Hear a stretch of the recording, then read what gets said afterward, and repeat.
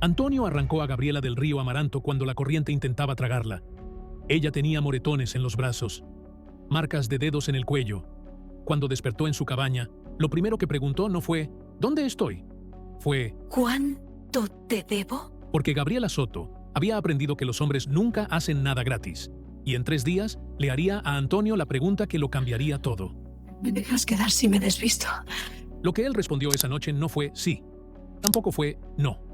Fue algo que Gabriela nunca olvidaría. Pero primero necesitas saber cómo llegaron hasta ahí. La tormenta había convertido el río Amaranto en un monstruo de lodo. Antonio Ruiz cortaba leña para el invierno cuando vio algo flotando entre los troncos arrastrados por la corriente. No era un venado, era un vestido azul, y debajo del vestido había una mujer. Se lanzó al agua sin pensarlo. La corriente casi lo arrastra también, pero logró agarrarla del brazo y jalarla hacia la orilla. Ella tosió agua, vomitó, abrió los ojos, y lo primero que hizo fue tratar de soltarse. «¡Suéltame!», gritó con voz ronca. «¡Déjame! ¡Estás viva!», dijo Antonio sosteniéndola firme. «Deja de pelear o te vas a ahogar de verdad». Ella dejó de forcejear. No porque quisiera vivir, sino porque ya no tenía fuerzas. Antonio la cargó en brazos. Pesaba menos de lo que debería. Bajo la ropa empapada, podía contar sus costillas. La llevó hasta su cabaña en la montaña, a media hora de camino bajo la lluvia. Cuando la dejó junto al fuego, finalmente pudo verla bien. Moretones en los brazos, marcas de dedos en el cuello, amarillas y viejas. Un labio partido que ya había sanado mal. Y en su mirada, nada. Como si ya hubiera muerto hace mucho tiempo. Antonio le dio una manta de lana y café caliente. Ella no dijo gracias. Solo se envolvió en la manta y miró el fuego. «¿Cómo te llamas?», preguntó él. Silencio. «¿De dónde vienes?». Más silencio. Antonio suspiró. No iba a forzarla. Había visto suficientes ojos muertos durante la guerra contra los franceses para saber cuándo alguien estaba roto por dentro. Pasó 1 hora, 2. Finalmente, ella habló. «¿Cuánto te debo?». Antonio la miró sin entender. «Por sacarme del río», aclaró ella con voz plana. «¿Cuánto quieres?». «Nada». Ella soltó una risa amarga, seca, sin humor. Los hombres siempre quieren algo. «¿Yo no?». Gabriela lo estudió, buscando la mentira, buscando la trampa. Antonio Ruiz era un hombre grande. Manos callosas de trabajar la tierra, cicatrices en los nudillos, una en la mandíbula que parecía de bala. Pero sus ojos no tenían esa mirada que Silas siempre tenía antes de pegarle. «Me llamo Gabriela Soto», dijo finalmente. «Bueno, me llamaba.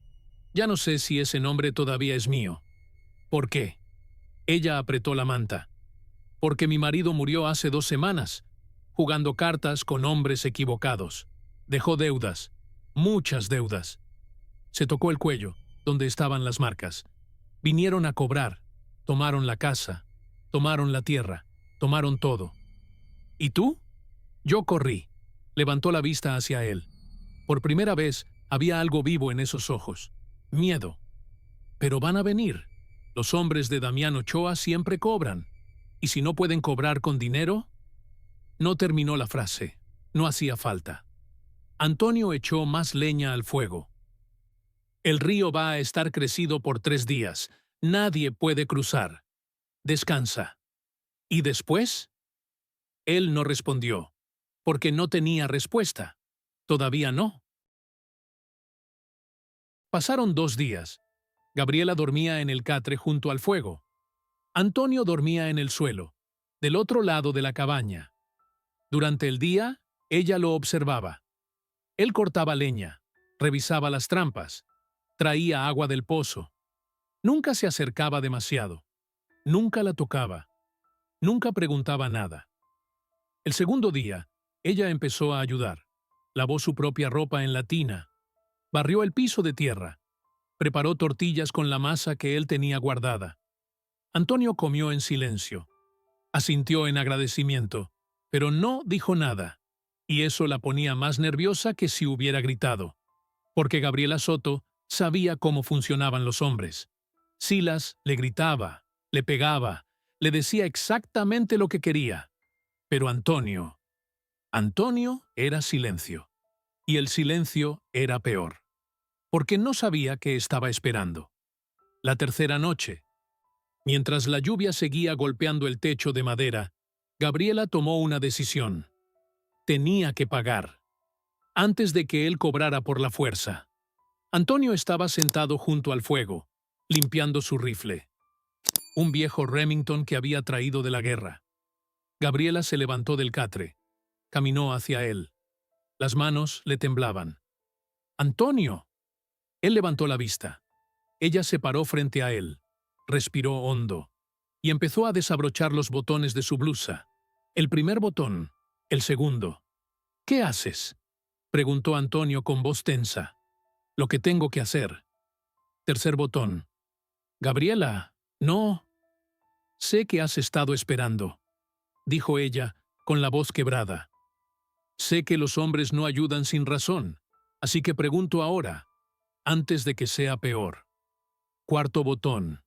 Sus dedos temblaban tanto que apenas podía sostener la tela. ¿Me dejas quedar si me desvisto? El silencio llenó la cabaña. Antonio cerró los ojos, apretó la mandíbula, y cuando habló, su voz salió como un gruñido. No.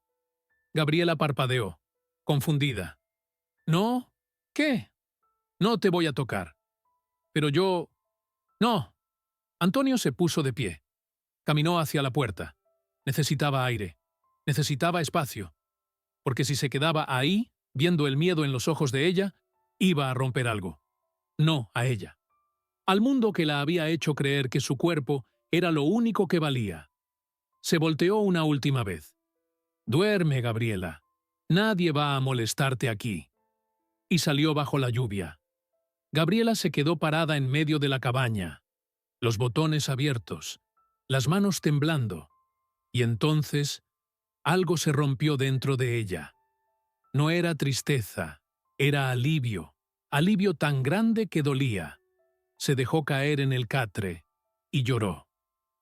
Lloró por los 3 años con Silas, lloró por las noches en que él la usaba como si fuera un trapo, lloró por la bebé que había perdido, lloró porque un hombre acababa de decirle no.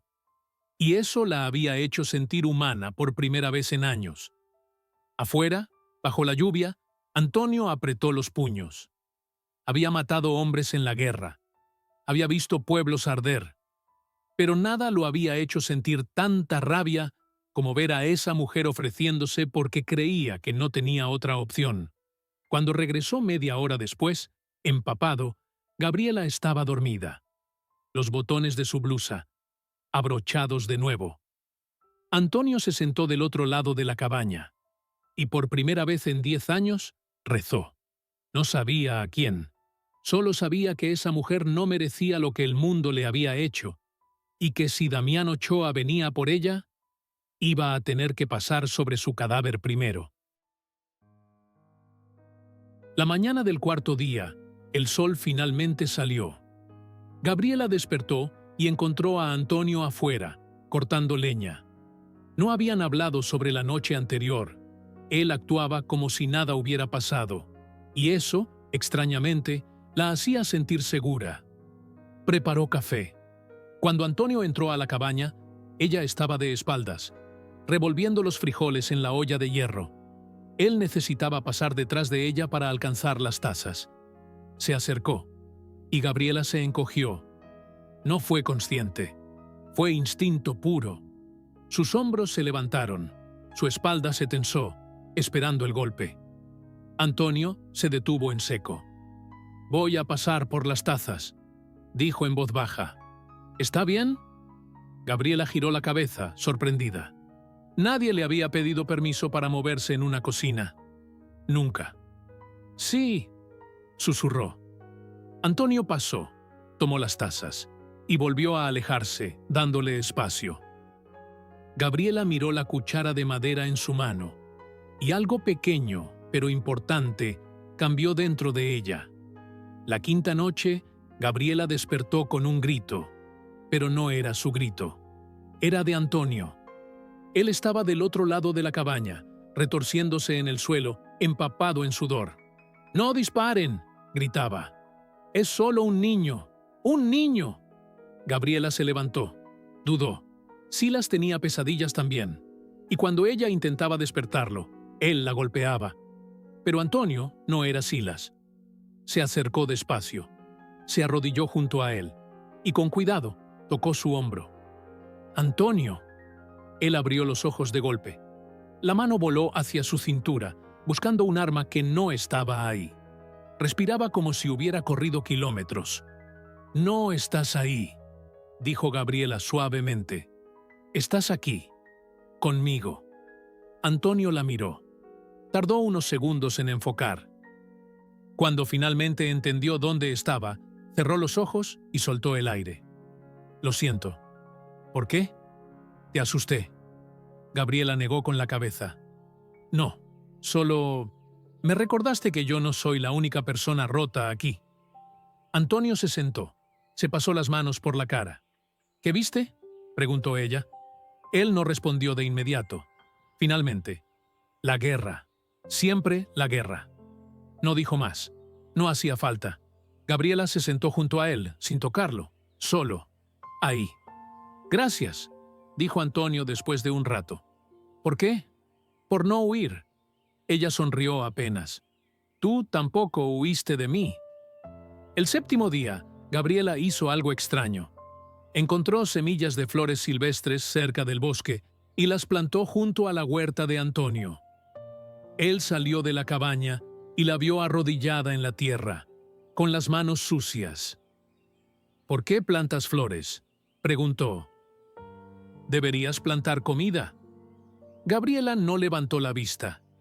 «Porque aún puedo querer cosas bonitas». Antonio se quedó callado.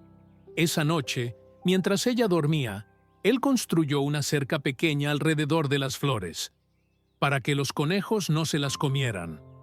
A la mañana siguiente, cuando Gabriela vio la cerca, se quedó mirándola por largo rato. Luego miró a Antonio, que estaba afilando su hacha. Él no dijo nada, pero ella entendió. Él la estaba protegiendo, sin encerrarla. Y esa diferencia era todo. La tarde del 10º día, un jinete apareció en el camino. Gabriela lo reconoció de inmediato. Era Tomás Vega, su ex vecino, el hombre que había visto a Silas golpearla en el patio, el hombre que nunca había hecho nada. Se escondió dentro de la cabaña, pero él ya la había visto. Antonio salió con su rifle. Tomás levantó las manos, pero no bajó del caballo. «No vengo a pelear, Ruiz. Vengo con un mensaje». «¿De quién?». «De Damián Ochoa». Antonio apretó la mandíbula. Tomás sacó algo de su alforja, un pedazo de tela azul, quemado en las orillas. Antonio lo reconoció. Era del vestido con el que Gabriela había llegado. «Ochoa quiere que sepas algo», dijo Tomás, mirando hacia la cabaña. «Él sabe que ella está aquí. Sabe que la sacaste del río». «¿Y qué quiere?». «Que se la devuelvas. Dice que Silas Soto le debía 3 años de renta y que ahora la deuda es de ella». «Eso no es legal». Tomás se rió sin humor. «¿Legal? Ochoa tiene 12 hombres. Tiene tierras desde aquí hasta Valle Santo. Él es la ley». Desde dentro de la cabaña, Gabriela escuchaba cada palabra. «Dice que si ella no viene en 3 días...». Tomás apretó el pedazo de tela. «Va a quemar todo lo que fue suyo. Ya no tiene nada que quemar. Tiene una tumba». El silencio cayó como una piedra. «Detrás de la casa vieja de Silas», continuó Tomás. «Una tumba sin cruz. Ochoa dice que si Gabriela no viene, va a desenterrar lo que haya ahí y tirarlo a los cerdos». Antonio dio un paso adelante, con el rifle levantado. «Dile a Ochoa que si toca esa tumba, no habrá suficientes hombres en todo México para protegerlo de mí». Tomás tragó saliva. Antonio, no puedes ganarle. Él tiene... Dile lo que te dije. Tomás miró hacia la cabaña una última vez. Lo siento, Gabriela, gritó. Debí haber hecho algo cuando Silas, pero es demasiado tarde ahora. Montó su caballo y se fue al galope. Cuando Antonio entró a la cabaña, Gabriela estaba sentada en el suelo, temblando, no de miedo, de rabia. «María», susurró. «Va a profanar la tumba de mi hija». Antonio se arrodilló frente a ella. «No lo hará. Tiene 12 hombres. No me importa si tiene 100». Gabriela lo miró a los ojos. «¿Por qué haces esto? No me conoces. No me debes nada». Antonio tomó sus manos. «Si te quieren, van a tener que llevarme a mí también. Pero creer en alguien no es suficiente cuando los fantasmas del pasado todavía te persiguen». Porque esa noche, Gabriela iba a hacer algo que nunca había hecho. Contarle a Antonio la verdad completa. La verdad sobre las cicatrices que él nunca había visto. La verdad sobre la bebé María. Y la verdad sobre por qué ella creía que no merecía ser amada. ¿Y si esta historia te está haciendo sentir algo? Déjame un like, porque cuando llegues al final, vas a querer volver a escucharla. Y suscríbete para más historias que te hacen sentir algo real, porque lo que viene ahora es la verdad que Gabriela nunca se atrevió a decirle a nadie. Esa noche, Gabriela no pudo dormir. Se sentó junto al fuego, con las rodillas contra el pecho. Antonio estaba limpiando su rifle, preparándose. «Antonio, ¿sí? Necesito que sepas algo». Él dejó el rifle a un lado. «Silas y yo nunca nos casamos de verdad». Antonio frunció el ceño. «¿Cómo?» «Hubo ceremonia, hubo fiesta, pero él nunca registró el matrimonio ante el juez. Decía que no hacía falta, que éramos pobres y los papeles eran para ricos». Se abrazó las rodillas más fuerte. «Cuando murió, fui al pueblo a pedir ayuda. El juez me dijo que sin papeles yo no era viuda, no era nada, ni siquiera podía reclamar la tierra donde vivíamos. Por eso Ochoa pudo tomarla. Sí, legalmente yo nunca existí».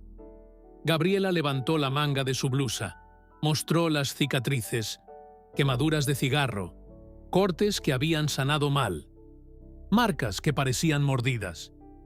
«Silas me hizo esto durante 3 años, cuando bebía, cuando perdía en las cartas, cuando simplemente quería». Antonio cerró los ojos. «Un día quedé embarazada», continuó Gabriela, con la voz quebrándose. «Tuve una niña. María. ¿Dónde está?» Silencio. Luego, casi en un susurro. «Murió a los 3 meses. Silas la dejó caer. Estaba borracho. Dijo que fue un accidente». Lágrimas corrían por sus mejillas ahora. «Pero yo lo vi. Vi cómo la soltó. Vi cómo no intentó agarrarla. Se limpió la cara con rabia. Él no me dejó enterrarla en el cementerio. Dijo que no teníamos dinero para el cura.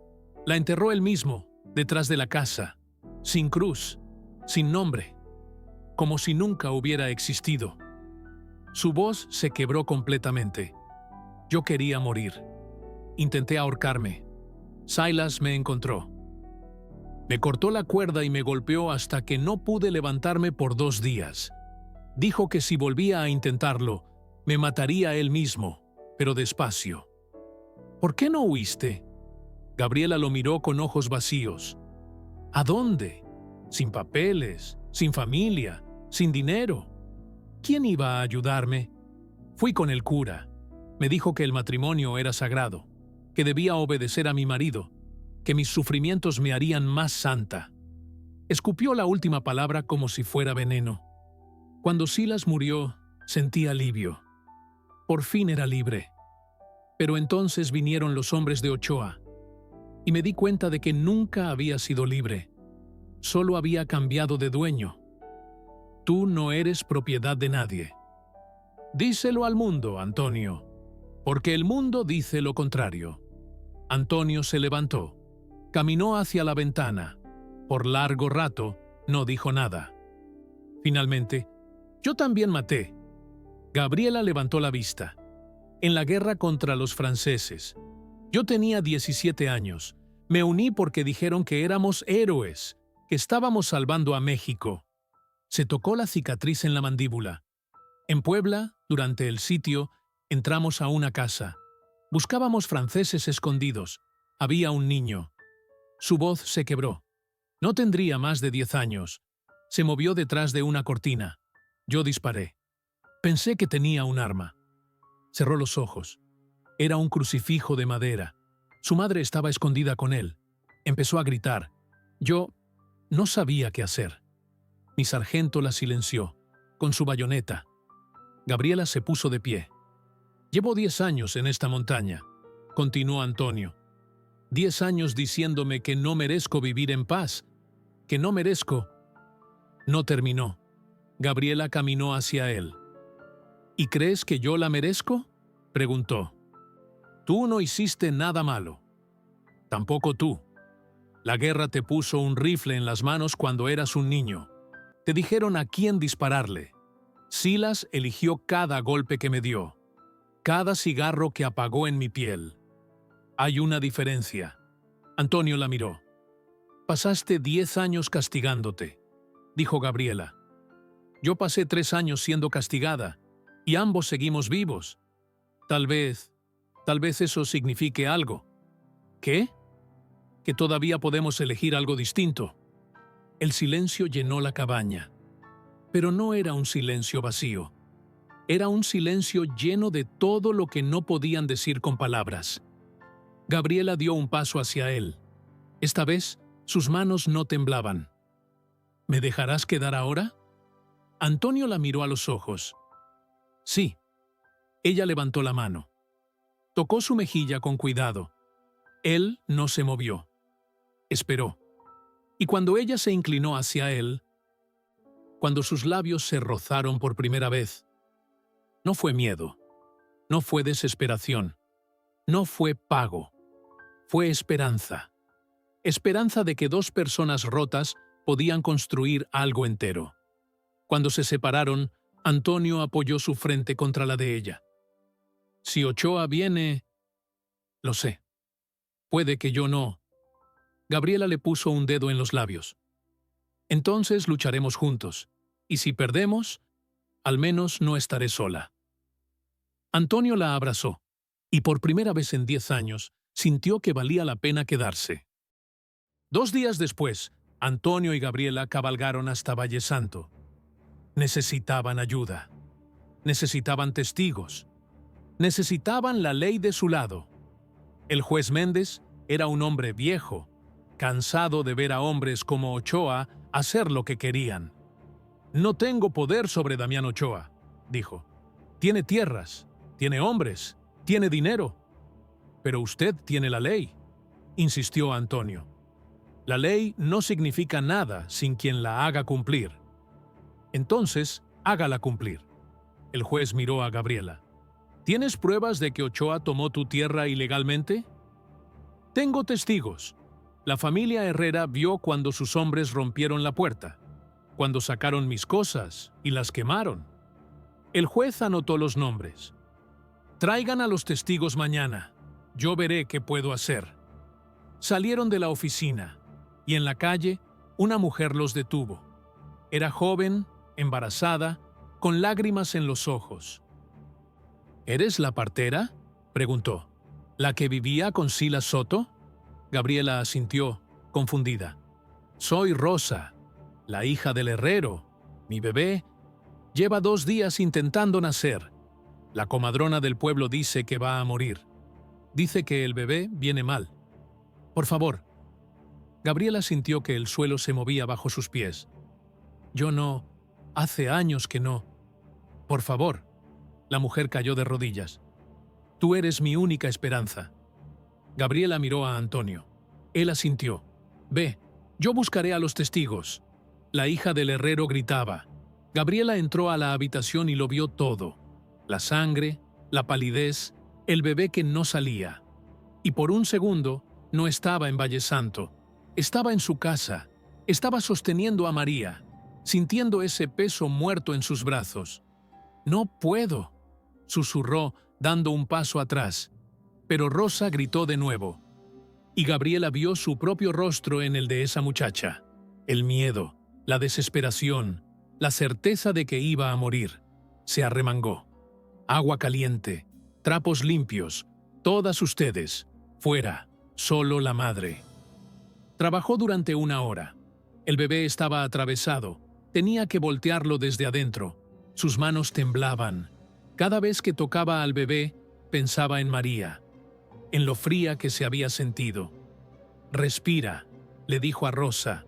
«Respira conmigo». Pero se lo estaba diciendo a sí misma. Finalmente, sintió la cabeza del bebé moverse. «Puja, ahora». Rosa gritó, y el bebé salió. Silencio. Un segundo que duró una eternidad. Luego, un llanto. Fuerte. Vivo. Gabriela sostuvo al bebé en sus brazos y lloró. «Es una niña», dijo, su voz quebrándose. «Una niña hermosa». Limpió al bebé con manos temblorosas y lo puso en los brazos de Rosa. «Gracias», sollozó la madre. «Gracias». Gabriela se sentó en el suelo, agotada. La madre del herrero entró, vio a su hija viva, al bebé vivo, y abrazó a Gabriela. «Le debemos todo». «No», susurró Gabriela, «ella me debía esto a mí». Porque por primera vez desde María había sostenido un bebé vivo y se había permitido sentir esperanza. Esa noche, Antonio y Gabriela se quedaron en la posada del pueblo. Era medianoche cuando la puerta explotó. Damián Ochoa entró con 6 hombres armados.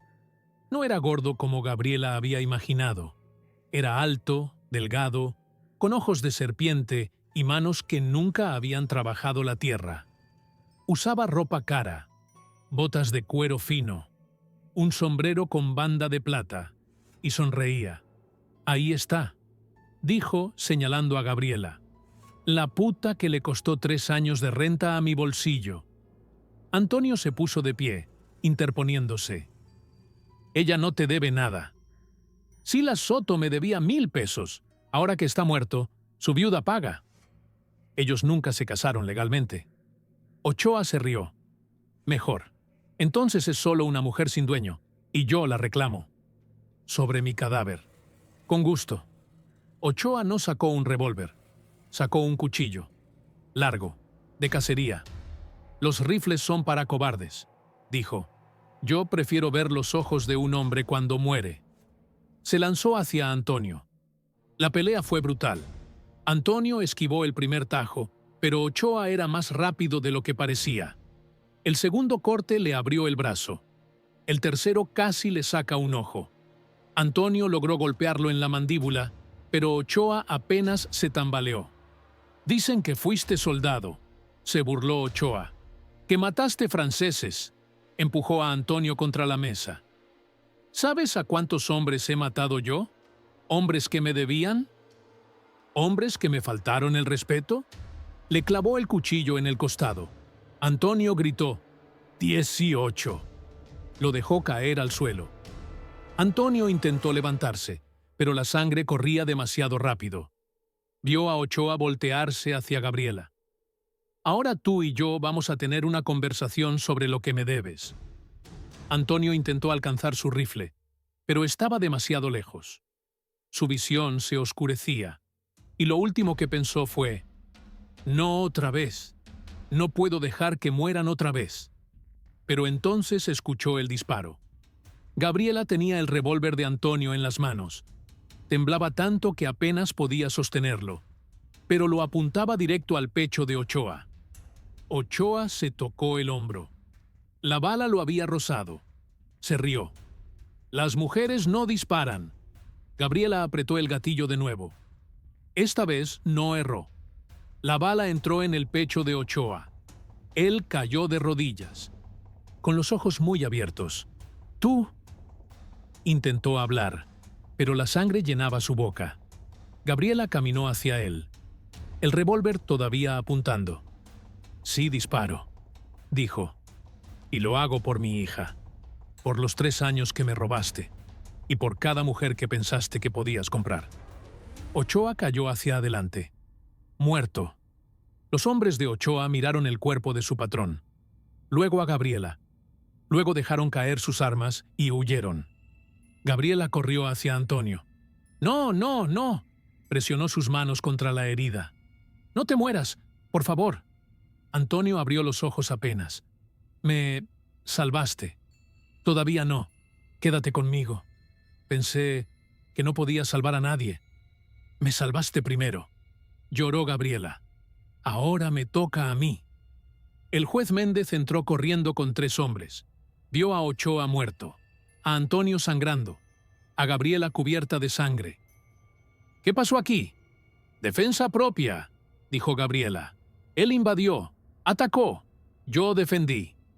El juez miró el cuchillo en la mano de Ochoa, miró las heridas de Antonio. «Que alguien traiga al doctor, ahora». Antonio estuvo en cama durante 3 semanas. La herida había sido profunda. El doctor dijo que había tenido suerte. 2 centímetros más y habría muerto. Gabriela no se separó de él. Lo curaba, le cambiaba las vendas, le daba de comer. Y cuando él tenía pesadillas, ella estaba ahí. «No estás ahí», susurraba. «Estás aquí, conmigo». Pero las pesadillas empeoraron. Una noche, Antonio despertó gritando. Pero no gritó por el niño en Puebla. Gritó por Gabriela. «¡No! ¡No dejes que se la lleve!». Estaba empapado en sudor, luchando contra enemigos invisibles. Gabriela lo abrazó. «Estoy aquí. Estoy viva. Ochoa está en una celda. No puede tocarme». Antonio la miró con ojos vidriosos. «Creí que te perdía. Creí que otra vez no podía salvar a nadie». «No me perdiste. Yo te salvé. ¿Recuerdas?». Él sonrió apenas, todavía temblando. «Eres más valiente que yo».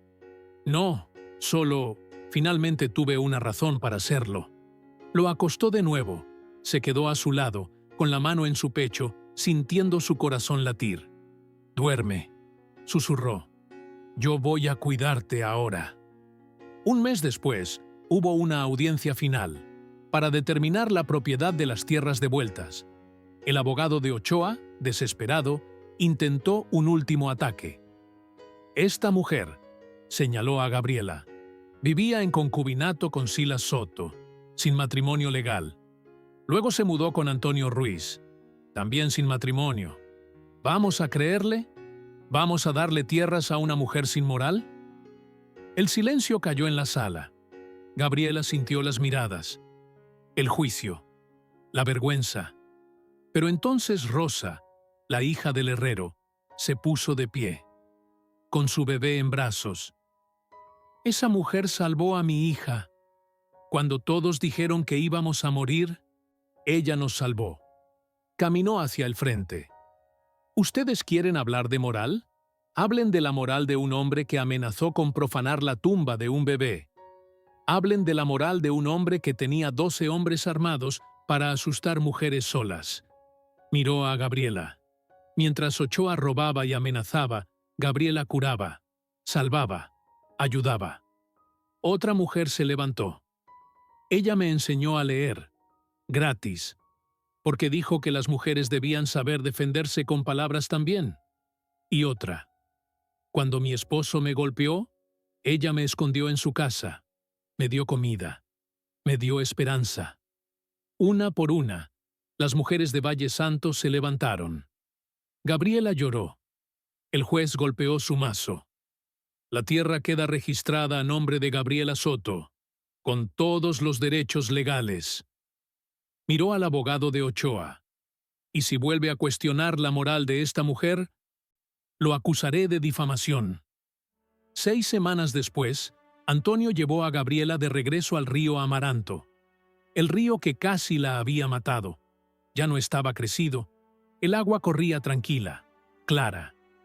«¿Por qué aquí?», preguntó ella. «Porque aquí empezó todo». Antonio se arrodilló. No tenía anillo.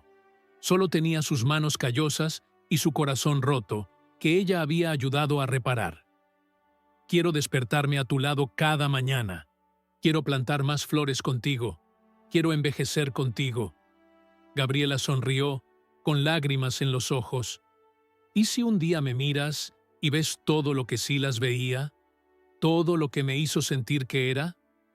Antonio negó con la cabeza. Yo veo a la mujer que me salvó primero. La mujer que me enseñó que todavía valía la pena vivir. La mujer que disparó un arma por primera vez para salvarme. Tomó sus manos. Veo a la mujer más valiente que he conocido. ¿Me dejarás quedar? Él se puso de pie. He estado dejándote quedar desde la noche en que te encontré. Se casaron una semana después, en la orilla del río Amaranto. El juez Méndez ofició. Las familias del pueblo vinieron. Gabriela usó un vestido blanco que las mujeres de Valle Santo le cosieron. Antonio usó su única camisa limpia. Y cuando el juez les preguntó si aceptaban, ambos dijeron sí al mismo tiempo. Porque esta vez la elección era de ellos. Primavera. Antonio construía una cerca nueva alrededor de la casa que habían reconstruido juntos. Gabriela atendía su tercer parto del mes. Las mujeres ahora venían desde pueblos lejanos para que ella las ayudara. Por las noches, ella todavía tenía pesadillas. Veía a Silas. Veía a María cayendo. Él también las tenía. Veía al niño en Puebla. Veía a Gabriela siendo arrastrada por Ochoa. Pero ahora, cuando despertaban gritando, no estaban solos. Verano. Gabriela plantó un jardín entero de flores alrededor de la tumba de María. Puso una cruz, con su nombre tallado. María Soto. 3 meses. Amada. Antonio la ayudó a cavar, a plantar, a llorar. Ahora tiene un lugar de verdad, dijo Gabriela. Ahora existe. Otoño. Una noche, mientras comían junto al fuego, Antonio la miró. ¿En qué piensas?, preguntó ella. En que 2 animales heridos encontraron la forma de sanar juntos. Gabriela se acercó. Lo abrazó. No éramos animales, Antonio. Éramos personas que el mundo intentó romper. ¿Y ahora? Ahora somos personas que decidimos no quedarnos rotas. Y en el jardín, las flores que una vez plantó como un acto de rebeldía, ahora cubrían todo el valle. Porque a veces, plantar algo bonito en medio del dolor es el acto más valiente de todos. Antonio y Gabriela pasaron por algo que muchos no hubieran sobrevivido. Y lo que hizo la diferencia no fue solo el amor, fue la decisión de creer que merecían algo mejor. Pero aquí está lo que mucha gente no entiende sobre historias como esta. La sanación nunca es rápida y nunca es perfecta. Hay otras historias en la pantalla sobre personas que también tuvieron que elegir entre rendirse o reconstruirse. Historias donde el final no es perfecto, pero es real. Toca cualquiera de esos videos para que sigas sintiendo esa conexión con personas que decidieron que valía la pena intentarlo una vez más. Porque si esta historia te tocó el corazón, las que vienen van a hacer lo mismo. Y si llegaste hasta aquí, escribe flores en los comentarios, para que sepa que entendiste el verdadero significado de esta historia, que a veces, plantar algo bonito en medio del dolor es el acto más valiente de todos. Te veo en el próximo video.